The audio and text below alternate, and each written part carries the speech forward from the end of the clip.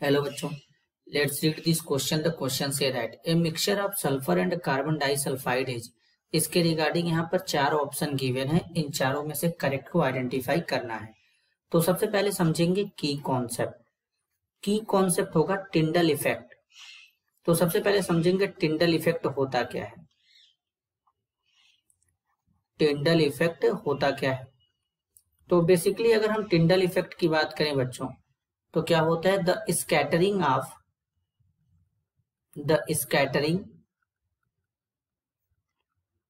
Of light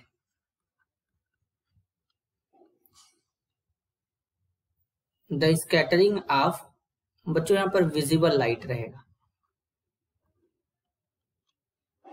visible light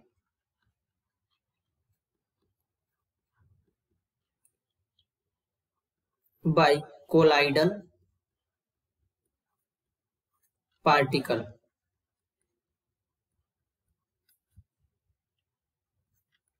is called the Tyndall effect. Tyndall effect कहने का मतलब है बच्चों कि जो कोलाइडल पार्टिकल के थ्रू लाइट स्कैटर होता है उसी को टिंडल इफेक्ट कहते हैं। मतलब अगर हम कोलाइडल पार्टिकल में से लाइट को पास करेंगे तो कोलाइडल पार्टिकल बच्चों, वहां पे कोलाइडल पार्टिकल जो होते हैं वो ब्राइटनेस करते हैं बच्चों, चमकते हैं। तो इस प्रोसेस को टिंडल इफेक्ट कहते हैं। तो अब हमसे पूछा गया सल्फर और कार्बन डाइऑक्साइड। अगर हम बात करें carbon disulphide, sulphur plus carbon disulphide CH2, इनका जो मिक्सचर होता है वो कोलाइडल पार्टिकल में आता है बच्चों, कोलाइडल में आता है। और कोलाइडल पार्टिकल जो होते हैं बच्चों ये हेट्रोजीनियस होते हैं।